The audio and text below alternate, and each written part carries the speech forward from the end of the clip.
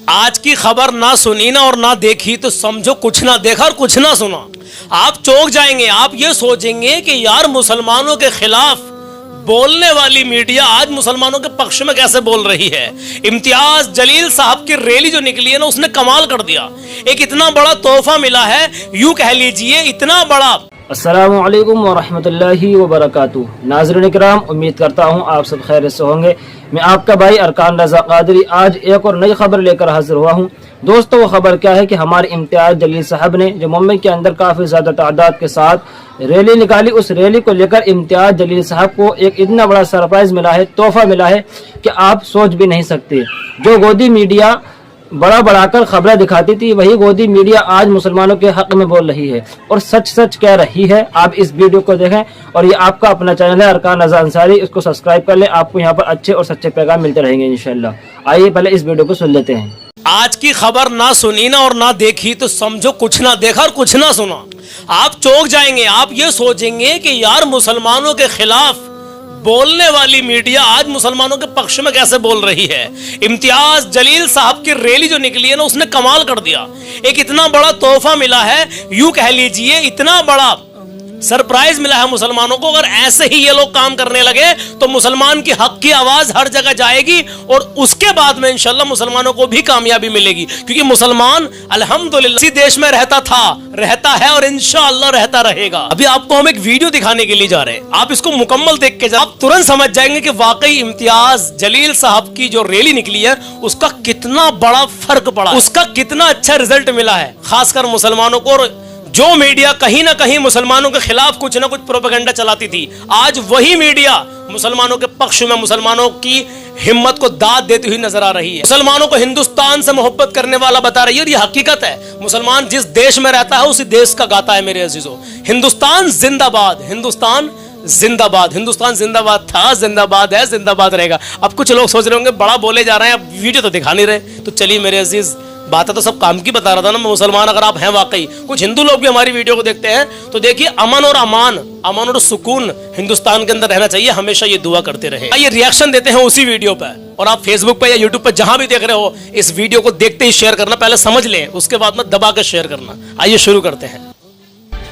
लेकिन महाराष्ट्र में जब देश के 21 करोड़ मुसलमानों में से सिर्फ 12,000 मुसलमान सड़कों पर उतर आए तो इन दृश्यों ने हर किसी को हैरान कर दिया। और अब लोग कह रहे हैं कि अगर देश के 1% तो छोड़ दीजिए, देश के 0.01% मुसलमानों के सड़कों पर उतरने से अगर ऐसा जन सैलाब आ सकता है, तो अगर 1% मुसलमान सड़कों पर उतर आए तो देश में क्या स्थिति हो सकती है, आप कल्पना कीजिए।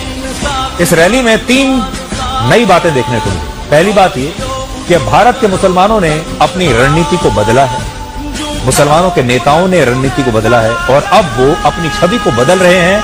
और अब आज का मुसलमान अपने आप को राष्ट्रवाद से और तिरंगे से जोड़ रहा है। इससे पहले आपने इस तरह की रैली में तिरंगे झंडे का इस्तेमाल कभी नहीं देखा होगा।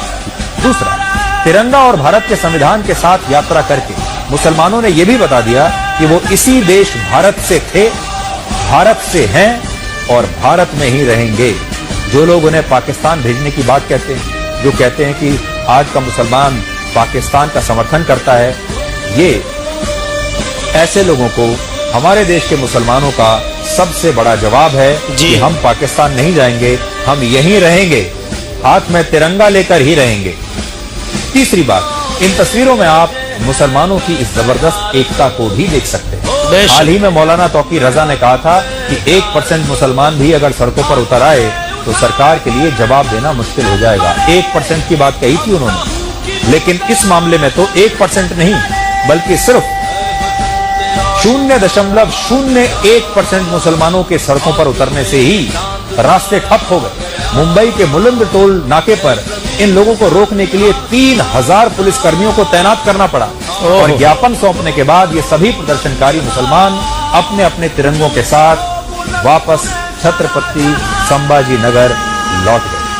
तो अब अंदाजा लगाइए कि अगर 1% मुसलमान सड़कों पर अगर उतर आए तब क्या होगा। भारत में मुसलमानों की आबादी लगभग 15% है, यानी लगभग 21 करोड़, और दुनिया की 11% मुस्लिम आबादी अकेले भारत में रहती है। यानी पूरी दुनिया के सारे मुसलमानों में से 11% आबादी भारत में रहती है और आज इंडोनेशिया के बाद पूरी दुनिया में सबसे ज्यादा मुसलमान भारत में रहते हैं। और सोचिए, जब 12,000 मुसलमानों के महाराष्ट्र की सड़कों पर उतरने से इतना बड़ा जन सैलाब आ गया, तो अगर 21 करोड़ में से 1% यानी 21 लाख मुसलमान भी सड़कों पर अगर उतर आए तो देश में क्या स्थिति होगी इसका। और उन्होंने बता दिया कि अगर आप उन्हें जरूरत से ज्यादा दबाएंगे तो वो सड़कों पर निकल आएंगे और संख्या इतनी बड़ी होगी कि सरकार और पुलिस भी उन्हें संभाल नहीं पाएंगे। उन्होंने एकता दिखाई है, अपनी ताकत का एक छोटा सा ट्रेलर देश के मुसलमानों ने आज देश को दिखाने की कोशिश की। और दिखाने की किस लिए कोशिश की है भाई? इसलिए कोशिश की है कि मुसलमान कहता है हमको भला बुरा कह लो, हम कुछ नहीं कहेंगे, एक बार को सब्र कर लेंगे, बर्दाश्त कर लेंगे।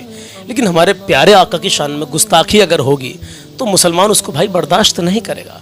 तो क्यों छेड़ रहे हैं मुसलमानों को कुछ लोग? वो ना छेड़े, उनसे भी कोई ना कोई ऐसा उनके ऊपर है, उनके अब्बा जी ऊपर हैं जो उनसे छिड़वा रहे हैं। कुल मिला के चाहे वो कोई भी है, अल्लाह बस अमन व सुकून अता फरमाए। हम तो हमेशा अमन पसंद लोग रहे हैं और रहेंगे इंशाल्लाह। लेकिन जब कहीं ऐसा मामला पेश आता है तो वहां पर जब मुसलमानों को नाजायज दबाया जाता है, उनकी कहीं सुनवाई नहीं की जाती। अब देखिए अब जरा ध्यान से सुने मेरी बात को। अगर यहां तक रुके रहे हैं तो 1 मिनट सुन के जाना, जरा गौर व फिक्र करें। कई बार कहा है, हो सकता है कि इस वीडियो में कुछ लोग अभी नए नए भी आए हों, तो उनको भी समझा देना चाहता हूं कि मुफ्ती सलमान अजहरी साहब ने सिर्फ एक शेर कहा था। इम्तियाज जलील साहब ने इनके बारे में कुछ कहा है, वो वीडियो इंशाल्लाह आपको कल दिखाऊंगा मुफ्ती सलमान अजहरी के बारे में क्या कहा है। लेकिन मुफ्ती साहब ने सिर्फ एक शेर कहा था और उस शेर की बुनियाद पर किसी का नाम नहीं लिया, उनको जेल के अंदर डाल दिया। भैया 7 महीने से ज्यादा हो गए, तकरीबन 1 साल होने वाला उनको आने वाले टाइम में। और ये लोग खुल्लम खुल्ला मतलब इस तरीके से बयानबाजी कर रहे हैं और ऐसी गुस्ताखियां करने की कोशिश कर रहे हैं। और इनके खिलाफ जब FIR हो रही है ना, तो तकरीबन बहुत सारी FIR हुई है, लेकिन कोई भी कार्रवाई नहीं इनके ऊपर हो रही। और जबकि ये खुल्लम खुल्ला नाम लेकर के गुस्ताखी कर रहे हैं, कोशिश कर रहे हैं करने की।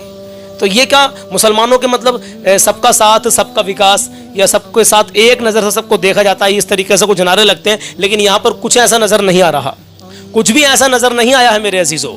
तो यही मांग इसीलिए मुसलमान सड़कों पर उतरे हैं कि जब उनको दबाया जाएगा, नाजायज दबाया जाएगा, उनकी कहीं से कहीं तो कोई सुनवाई नहीं होगी, तो फिर उनको सड़कों पर उतरना पड़ेगा। संविधान के दायरे में रह करके वो काम करेंगे। अभी बताया गया, देखिए गोदी मीडिया को मैंने आपसे कहा था ना कि गोदी मीडिया नमक मिर्च मसाला लगा के उसको तैयार करती है खबरों को, कि रैली में आपत्तिजनक नारे लगाए गए, रैली में ऐसे नारे लगाए गए, वैसे नारे लगाए गए। जब इम्तियाज जलील साहब ने वो रैली निकाली थी, उसमें हमने कहीं से कहीं तक भी कोई ऐसा नारा नहीं देखने को मिला जिससे कि किसी दूसरे समुदाय को कोई परेशानी पड़ती, या किसी दूसरे समुदाय को कोई परेशानी पड़ी हो, किसी परेशानी का सामना करना पड़ा हो।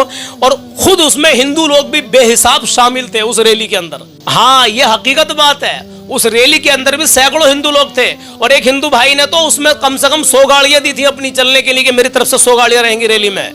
और अभी एक हिंदू भाई और है, वो पता है क्या कह रहे हैं? वो ये कह रहे हैं कि जो नितेश राणे हैं उसने मस्जिदों में घुसकर मुसलमानों को मारने की बात की है। तो वो हिंदू भाई खुद सपोर्ट में है, वो कह रहे हैं भाई मुसलमानों को तो आप बाद में हाथ लगाओगे, पहले ये हिंदू भाई ये हिंदू आपके सामने खड़ा होगा। हिम्मत है तो आकर तो दिखाओ। तो जो सेक्युलर हिंदू हैं, जो समझदार पढ़े लिखे हिंदू हैं, भाई वो समझदार है, वो चाहते हैं, वो समझते हैं कि अमन और सुकून देश के अंदर रहना चाहिए। लेकिन जो कुछ लोग ऐसे हैं, इस कंडीशन में हैं, उन्हें हमेशा हर वक्त यही बात सूझती है कि बस किसी सूरत से कहीं ना कहीं कुछ ना कुछ होना चाहिए, कुछ ना कुछ फसाद होना चाहिए, चाहे वो गोरक्षा के नाम पे हो, चाहे वो किसी और चीज के नाम पर हो। तो भाई ऐसा ना करें। आज किसी पर आप जुल्म करोगे तो आप पर भी बहुत जल्दी जुल्म का पहाड़ टूटेगा, और इतना बड़ा टूटेगा, उसका जो अंजाम होगा इतना भयानक होगा, आप उसका अंदाजा नहीं लगा सकते। तो कभी भी किसी पर जुल्म मत करो। मैं किसी एक समुदाय को यहां पर नहीं कहता हूं, मैं सबको कह रहा हूं, कोई किसी पर जुल्म करेगा तो उसका अंजाम भी वैसा ही होगा। ये हकीकत है, इसको दिल की तख्ती पर लिख लेना। मेरी बात थोड़ी लंबी हो जाती है, लेकिन जब जुबान पर सच्ची और अच्छी बातें आती हैं तो वो निकलती रहती है। बहरहाल आपका इस वीडियो के बारे में जो मीडिया मुसलमानों के खिलाफ, जो चेहरा आपको देख लिया होगा आपने, जो मैंने आपको दिखाने की भी कोशिश की है, तो जो चेहरा मुसलमानों के खिलाफ कहीं ना कहीं कभी ना कभी प्रोपेगेंडा चलाता था, आज वही चेहरा मुसलमानों की हकीकत अच्छे अंदाज में बयान कर रहे हैं। अगर ये सारे चैनल वाले, सारे मतलब मीडिया, बड़ी बड़ी मीडिया वाले, ये अगर सही तरीके से इंसाफ के साथ में बात को दिखाने की कोशिश करें, हिंदुस्तान के टेलीविजनों पर, हर घर में, शहरों में चले जाइए, ज्यादातर लोग न्यूज देख रहे हैं, अगर ये लोग सही तरीके से अच्छे अंदाज में इंसाफ के साथ बात को बताना शुरू कर देना, तो हिंदुस्तान के अंदर अमन और सुकून है। इंशाअल्लाह 1 महीने के अंदर ऐसा इनकलाब आ जाएगा कि अमन और अमान ही रहेगा, कोई फसाद आपको देखने के लिए नहीं मिलेगा। अगर इतनी सी खबर मिल जाती है इन लोगों को, इतनी सी बस, तो भाई उसको इतना या इतना नहीं करते, उसको इतना बिल्कुल बहुत दूर तक की उसको बना देते हैं। ऐसी बना देते हैं, इतना नमक मिर्च मसाला बिल्कुल बढ़िया तरीके से लगाते हैं कि आदमी बस वही कंफ्यूज हो जाएगा, उसके दिल दिमाग में टोटल उसके मन में जहर घुल जाएगा। ऐसा काम करते हैं ये लोग, अल्लाह इनको हिदायत नसीब फरमाए। चलिए बहरहाल आपकी जो भी राय हो आप हमें कमेंट सेक्शन में जरूर बताएं। अल्लाह इसी तरीके से इन सबको हिदायत दे ताकि ये अच्छी और सच्ची और इंसाफ की न्यूज दिखाना शुरू कर दे। तो मिलते हैं किसी और नई रिएक्शन वीडियो में कोई अच्छे पैगाम के साथ इसी तरीके से। अपना ख्याल रखिएगा। अल्लाह हाफिज।